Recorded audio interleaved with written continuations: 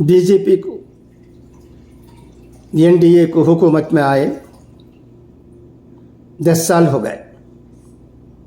अब पार्लिमानी इंतखाबात होने जा रहे हैं। कितनी तब्दीलियाँ सियासी जमातों में हो रही हैं ये हम देख रहे हैं, और तब्दीलियाँ होने वाली हैं। कांग्रेस की हुकूमत एक ज़माने तक रही हमारे मुल्क में, उसके बाद कुछ और जमातें भी वजूद में आई, हुकूमत करती रही। अब 10 साल से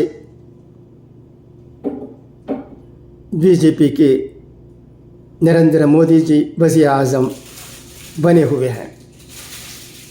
उन्होंने भलाई के काम क्या करे हैं और उनसे क्या नुकसान हुआ, इस पर भी बहुत सी बातें हो रही हैं। हमारा मुल्क एक जमहूरी मुल्क है, ऐसी बातें होंगी। मगर अब पार्लिमानी इंतखाबात से पहले सियासी पार्टियां क्या गुल खिला रही हैं ये भी देखने की बात है। कांग्रेस के 1-2 बड़े लीडर भी बीजेपी में शामिल हो गए हैं। अभी एक और ख़बर भी मिली है, वो क्या है उसे वो अंग्रेज़ी में है, मैं अंग्रेज़ी में ही पढ़ देता हूँ, सुनिएगा। Farooq Abdullah, president of Jammu and Kashmir national conference, breaks away from India Alliance for 2024 Lok Sabha elections to contest solo.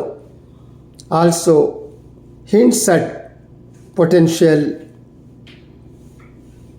future alliance with BJP-led NDA. इसी को सियासत कहते हैं। मगर हिंदुस्तान में रहने वाले अक्सर मुसलमान जो कि यूपी, एमपी और बिहार में रहते हैं और कई और रियासतों में भी रहते हैं, वो सियासत की ये भी से भी वाकिफ़ नहीं है। सियासत में क्या करना चाहिए, कब करना चाहिए, कैसे करना चाहिए और क्या चीज़ें नहीं करनी चाहिए, ये मालूम करने की ज़रूरत है। कोई पार्टी हमारे मुल्क में दूध की नदी नहीं बहाएगी। किसी पार्टी से वो काम नहीं होगा जिसके हम ख्वाब देख रहे हैं। सब पार्टी की एक हद होती है, बीजेपी की भी एक हद है। हिंदुस्तान में रहने वाले अक़लियतों को, ख़ासकर मुसलमानों की एक देखने की ज़रूरत है कि हमारी भलाई किस पार्टी के साथ रहने से होगी। कम से कम मुसलमानों में चंद लोग बीजेपी के साथ भी रहें, चंद लोग कांग्रेस के साथ भी रहें, चंद लोग किसी और पार्टियों के साथ भी रहें। इस तरह मुंतशर होकर रहने से ही हमारा काम ठीक तरह से हो सकता है, वरना मुश्किल ही मुश्किल। नीतीश कुमार जी को देखिए, किस तरह दल बदलते हैं, क्या क्या गुल खिलाते हैं, क्या क्या कारनामे अंजाम देते हैं। सियासी मैदान में ये खलबली मच जाती है, लोग परेशान होते हैं।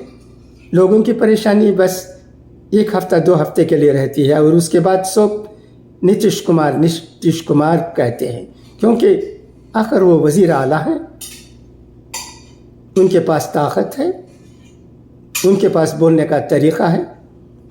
वो सबको अपने आगोश में ले लेते हैं और उनका सफ़र सियासी मैदान में रवां दवा आगे बढ़ता जा रहा है। हम मुसलमान हैं कि वही टाइम फिश करते हैं और वहीं रहते हैं जहाँ थे। हमारी आगे बढ़ने की ताकत कम हो जाती है। हम न तालीमी मैदान में आगे बढ़ते हैं, न माशी हालत हमारी सुधरती है। इसकी वजह यह है کہ ہمیشہ ہم سیاست کرتے رہتے ہیں، یہ نہ کریں تو بہتر ہوگا۔ انتخابات کے وقت ووٹ دیں اور بس ہمارا کام ختم ہو جاتا ہے۔ ہمیں تو جیسا کہ میں نے کئی مرتبہ آپ سے کہا ہے، بچوں کو اچھی تعلیم دینے کی فکر ہونی چاہیے، ہماری معاشی حالت کو بہتر بنانے کی فکر ہونی چاہیے۔ ان دو چیزوں سے ہم اپنی بھی حفاظت کر سکتے ہیں اور اپنی حفاظت کر کے ہم ملک کی حفاظت بھی کر سکتے ہیں۔ ہماری خوشی سے ملک کی خوشی ہے، ملک کی خوشی سے ہماری خوشی ہے۔ ہمارا ہندوستان سارے جہاں سے اچھا ہے، بہت بڑا ملک ہے، اس میں مختلف مذاہب کے لوگ رہتے ہیں، یہ بھی ہمارے ملک کی خوبی ہے۔ اب دیکھیے یونائٹڈ عرب امارات میں مودی صاحب گئے، وہاں ان کے لیے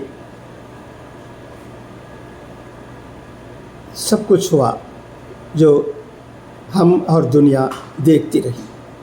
اس طرح ہمارے ملک ہندوستان کی عظمت بڑھ رہی ہے۔ ہمیں یہ سوچنا ہے کہ ہم کس طرح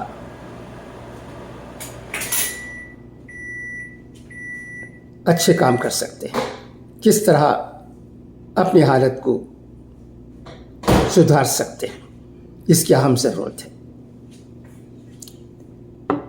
یونیفارم سول کوڈ کے بارے میں بھی بات ہو رہی ہے۔ کئی بار اس کے پہلے میں نے آرٹیکلس بھی لکھ چکا ہوں۔ یونیفارم سول کوڈ کی ہمارے ملک کو ضرورت نہیں ہے، مگر اب حالات بدل رہے ہیں۔ یونیفارم سول کوڈ آنے ہی والا ہے، تو اس چینجڈ سچویشن میں ہمیں یونیفارم سول کوڈ کے بارے میں کیا راستہ اختیار کرنے کی ضرورت ہے، اس پر امید کرتا ہوں کہ ہمارے علماء کرام سوچیں گے اور ایک اچھا قدم اٹھائیں گے۔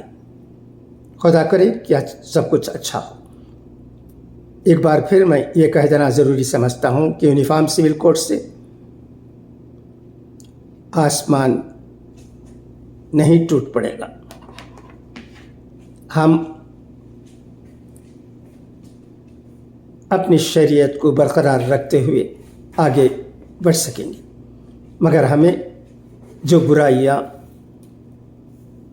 ہمارے قوم میں آ گئی ہیں انہیں دور کرنے کی ضرورت ہے۔ جو غلط طریقہ ہم نے اختیار کیا ہے وہ ازروئے شریعت بھی نہیں ہے، تو پھر انہیں چھوڑنے میں ہمیں کوئی تکلیف نہیں ہوگی، مگر اس کے لیے علماء کرام کی طرف سے ہمیں ہدایت ملنی چاہیے۔